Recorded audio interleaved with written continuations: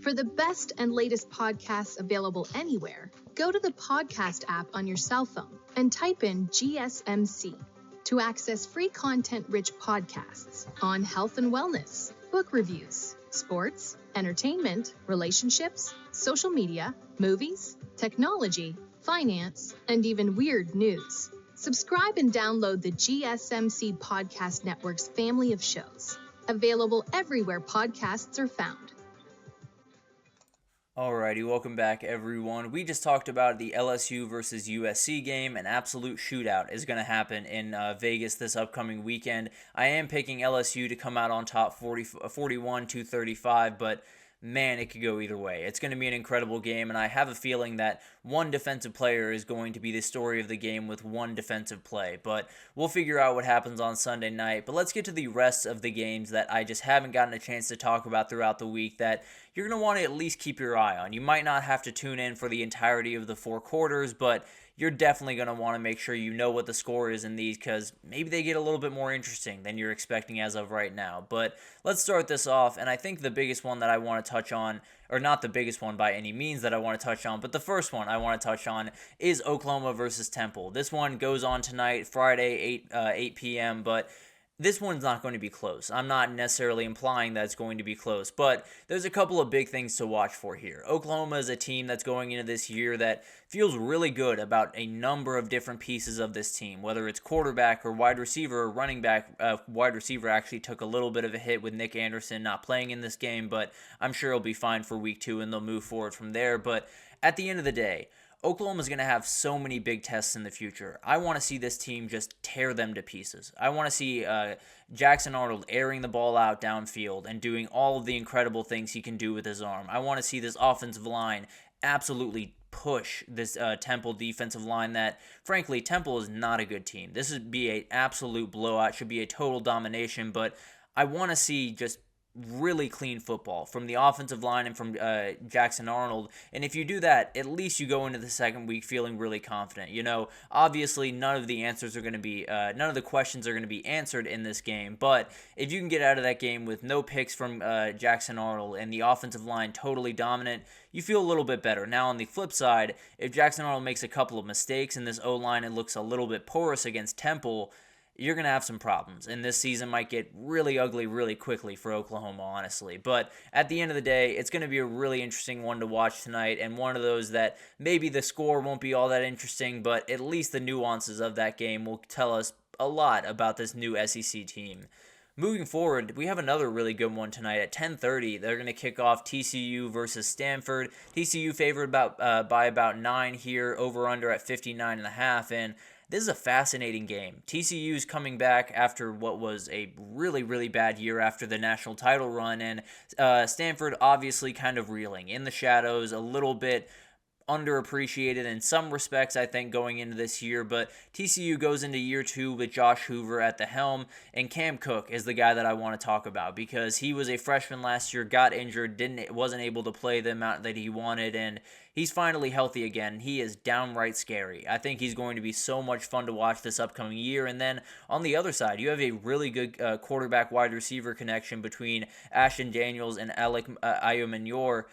It's going to be really, really fun. I think this one's going to be a little bit up and down. I think both defenses are still trying to find themselves, and TCU with a lot of the transfers, that offensive line might be a little bit more porous than we want it to be. I do think they're more talented, but maybe putting it all together just doesn't happen quite as quickly. I do think TCU is going to be able to win this one. I wouldn't necessarily pick them to cover, though. I think this one could be a real battle, and especially out there in Palo Alto, I think they might just be able to keep this one a little bit close for Stanford, but I am going to pick TCU to win, and this to be Cam Cook's kind of coming out party, if you will, in week 1. Moving forward, this is the one for me. Virginia Tech heading over to Vandy is one that I think some people are kind of shrugging off because it's Vandy, and I understand that. I do get that. Don't get me wrong. But at the end of the day, Kyron Jones coming in with Virginia Tech, a ton of hype, no doubt about it. Diego Pavia coming in from New Mexico State to Vanderbilt to take over the quarterback position, and this guy's capable of some special things. We saw it last year in Jordan-Hare Stadium when he took down Auburn at New Mexico State, and they're hoping they can get some of that magic on Saturday. This is a very, very interesting matchup because Virginia Tech looks like the better team. They are the better team. They're they're more talented, and they have a lot of hype heading into this year, Vandy's got nothing to lose, and I kind of like that. I think it's one of those lines where you look at it and you say, well, of course Virginia Tech's going to beat Vandy by more than 14 points. I wouldn't be so sure. I think this one might just be a little bit closer than some people think, and I think Vandy's going to lose this game, don't get me wrong, but I think some things could look clunky for Virginia Tech early on, and they win this one maybe by 7 or 10 points, but not by the margin that some people, I think that's going to happen in this game. But going to be a low-scoring affair, so we'll see what happens in that one.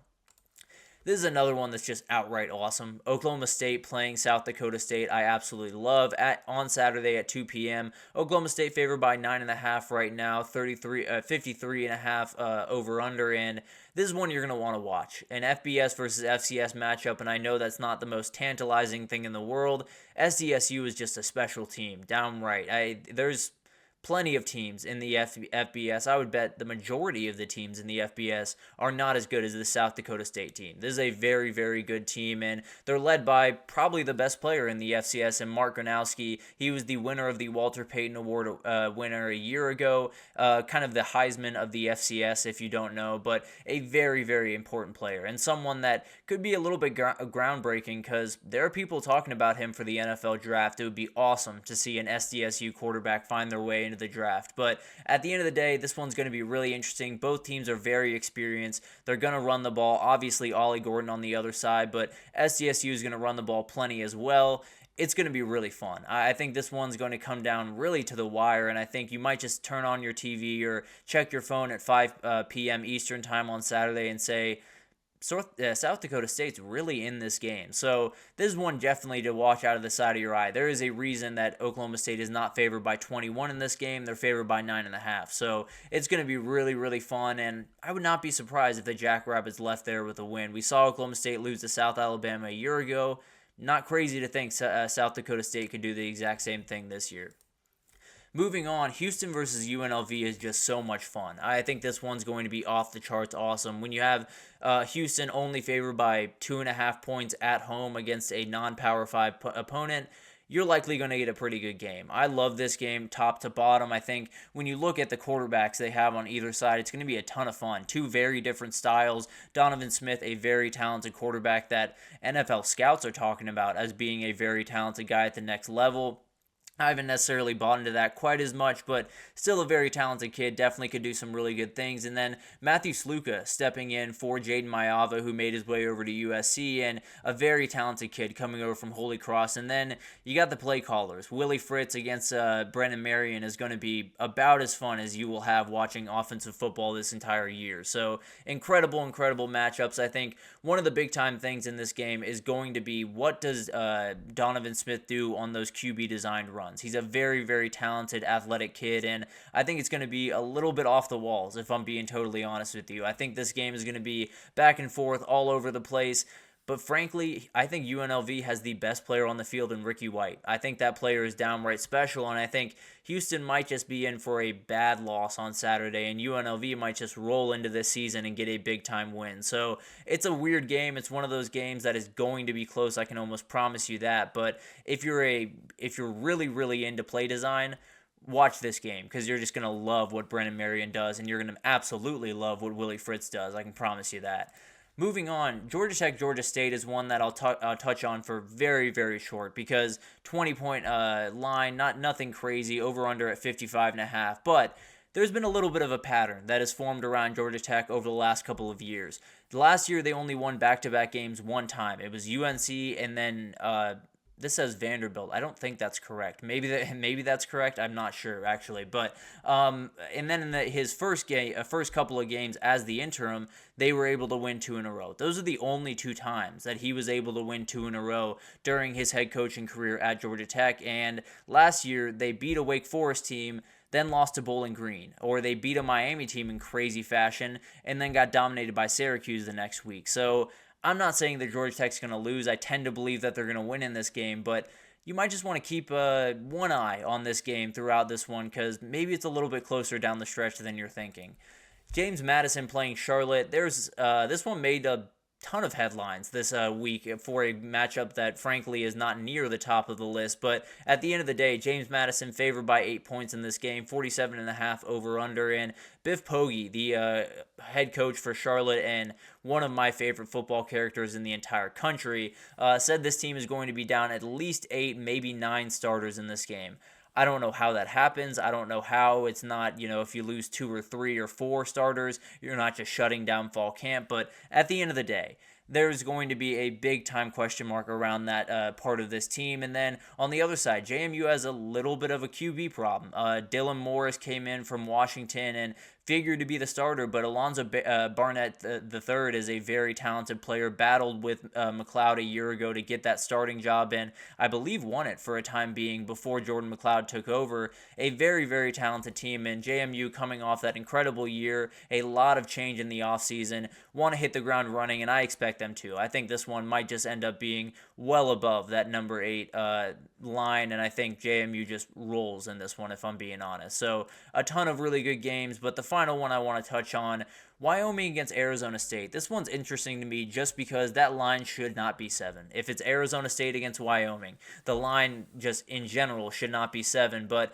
a very good Wyoming team walking in. Evans Zvoboda, a very talented quarterback for Wyoming that fully understands this offense and has a lot of really good players around him. Now, Arizona State on the other side has some questions at quarterback. Sam Levitt is taking over the transfer from Michigan State. They have tons of running back talent, whether it's Cam Scatabo on your screen right there. Raleek Brown's a very talented transfer from USC, so they got plenty of guys. They might have 4 different backs that they could throw at you, so a very talented team. Wyoming beat another Big 12 team a year ago in Texas Tech. That one was at home, so a little bit different of circumstances, but this one's going to be close. I can promise you that. This one's going to be a little bit sketchy, and an Arizona State team that has a lot to figure out might just come out just a little bit clunky, and Wyoming might be able to steal one for the second time in a row against a Big 12 opponent. But this one's going to be incredible. This week, we've been talking about all of these games and kind of spreading them out throughout the week to make sure we get